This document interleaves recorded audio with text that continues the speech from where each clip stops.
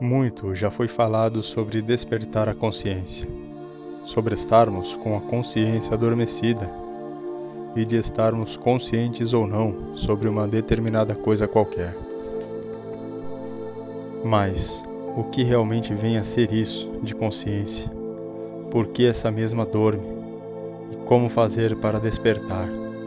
Essas e outras questões tão intrigantes e ao mesmo tempo tão inspiradoras merecem uma resposta.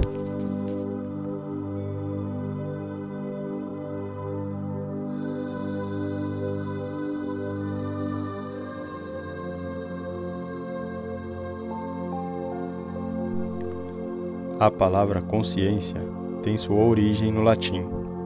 Vem da combinação de con, que significa com, e sciens, que se traduz para saber. Então, literalmente, significa saber com, indicando a capacidade de perceber e de entender. Antes do latim, em grego antigo, a palavra correspondente seria sinoidá, que também se refere à compreensão e conhecimento. Em sânscrito, a língua antiga da Índia, seria Vijnana, compartilhando o conceito de consciência e compreensão. Mas é necessário ir muito mais além para entender isso de consciência. É incontestável a unanimidade entre todas as culturas, religiões, seitas e ordens, que tudo ao que percebemos através de nossos 5 sentidos e julgamos como realidade tem um princípio criador. Independente do nome que possamos dar para este princípio criador que deu início a tudo o que podemos ver com nossos 5 sentidos e o que não podemos ver, senão com os sentidos superiores que são clarividência, clareaudiência e intuição. Através desses sentidos superiores, pode ser comprovado que tudo, sem exceção, é uma tríade de 3 energias: positivo, negativo e neutro. Essas 3 energias compõem toda a criação.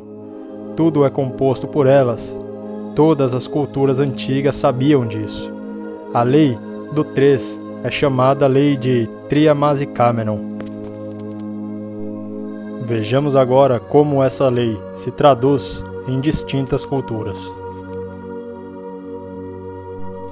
No Egito, Osíris, Ísis e Horus correspondem a positivo, negativo e neutro. Nos celtas, Dagda, Danan e Lug. Nos indostânicos, Brahma, Vishnu e Shiva. Nos nórdicos, Odin, Frigga e Balder. No cristianismo, Pai, Filho e Espírito Santo. Essa mesma lei é vista em várias outras culturas. A consciência criadora em si mesmo tem essas 3 energias. Essa é a lei cósmica Triamazikamenon. Dessa consciência que chamamos Deus, emanou partículas de si próprio. Essa é a consciência que habita a terra, a água, ar, fogo, plantas, animais e homens. Por isso disse que somos feitos à imagem e semelhança de Deus. No princípio, essa consciência era livre, pura, harmoniosa e pacífica. Existia uma comunicação harmônica entre toda a criação. Os homens e os animais podiam se comunicar. Os homens conheciam todos os benefícios que as plantas tinham a oferecer, pois podia se comunicar com todo o criado. Isso é a consciência. Isso é o real ser de cada um. Essa é a imagem e semelhança de Deus. Isso que há de puro em todo ser vivente. Isso que muitos chamam de alma ou essência. Mas dessa emanação até os dias atuais, muito se fez diferente. Muitas humanidades que antecedem essa atual raça ária pereceram por transgredir leis cósmicas. E o que levou essa consciência, que é tão pura, a transgredir tais leis cósmicas a ponto de chegar à atual maneira de ser. Acontece que o homem, ao se identificar com esse mundo que é tão colorido e belo, em um dado momento de sua existência, deixou de seguir a vontade do Pai e por si próprio se distanciou. Seguir a vontade do Pai e respeitar leis cósmicas no fim se traduz na mesma coisa: andar por um caminho de harmonia com o todo, em pleno equilíbrio e em meio a toda a criação.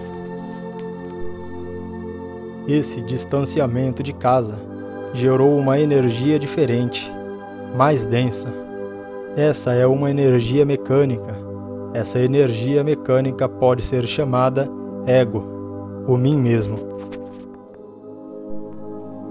O ego é o conjunto de defeitos psicológicos que deixa a consciência em estado de sonambulismo.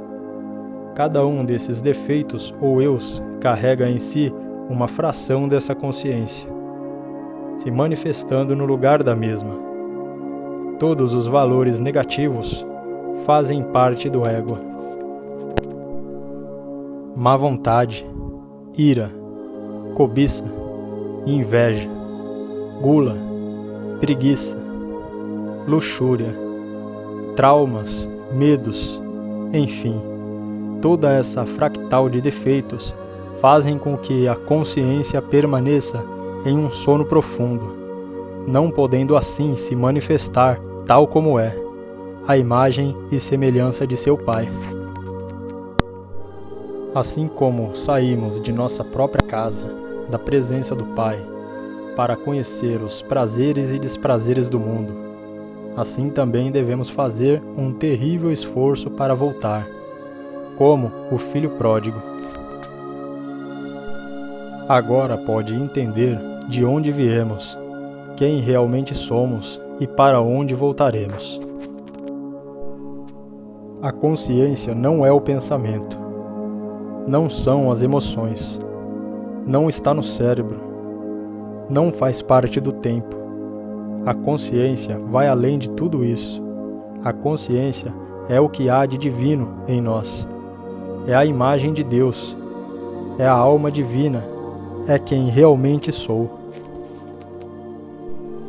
Para concretizar essa realidade, não basta apenas aceitar ou acreditar.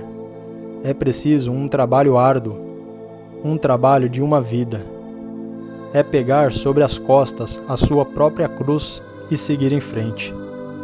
Jesus disse: se alguém quiser acompanhar-me, negue a si mesmo, tome sua cruz e siga-me.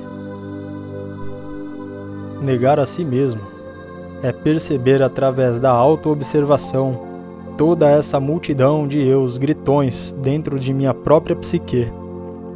Tratar de estudá-los, compreendê-los e eliminá-los.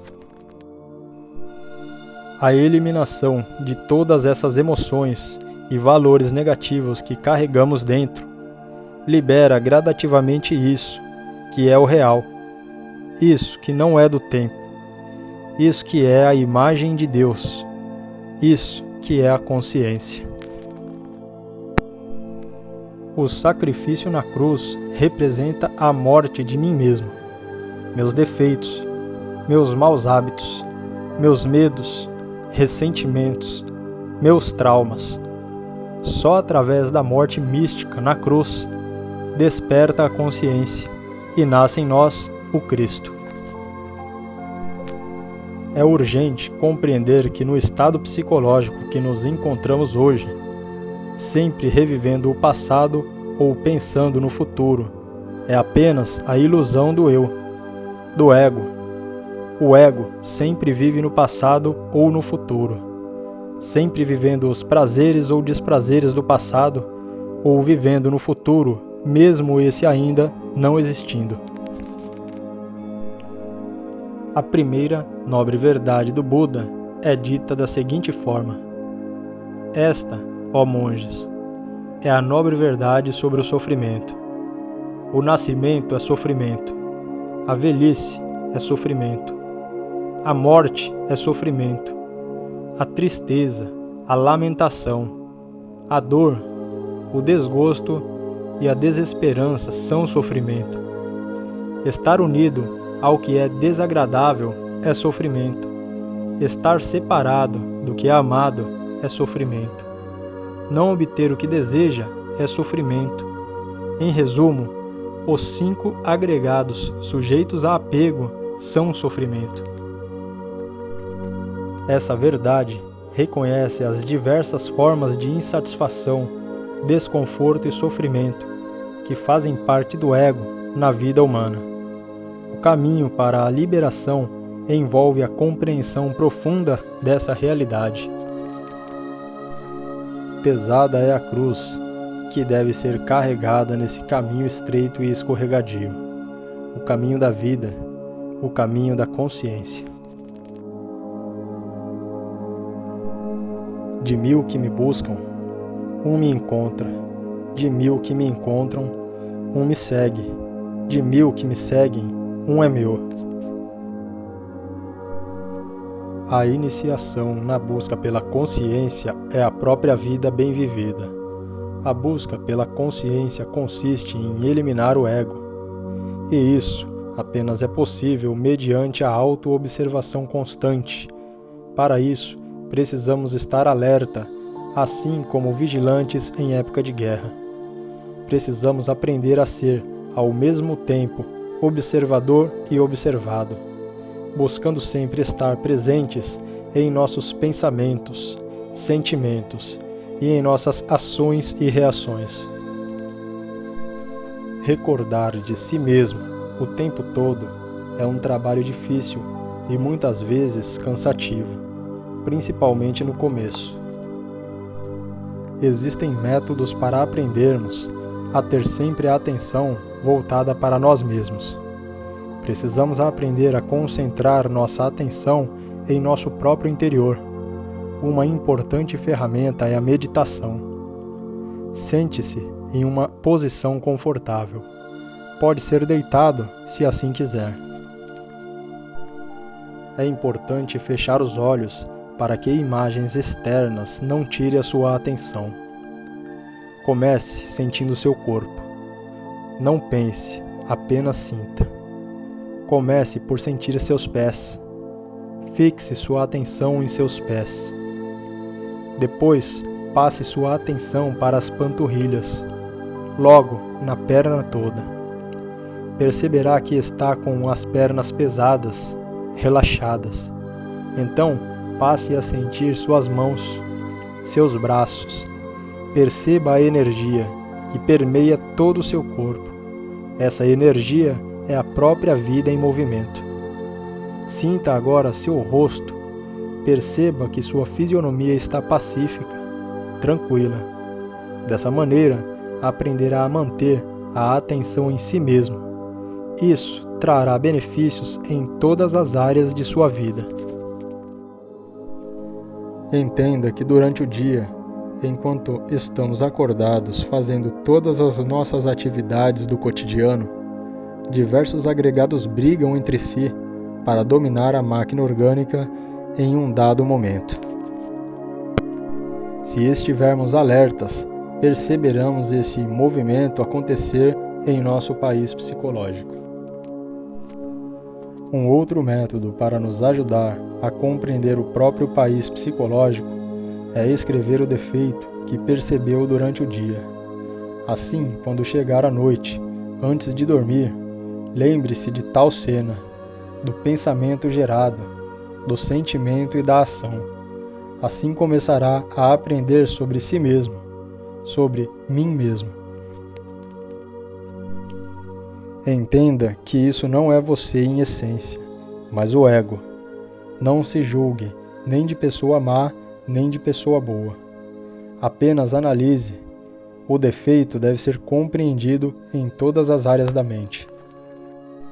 Só assim poderá ser reduzido à poeira cósmica.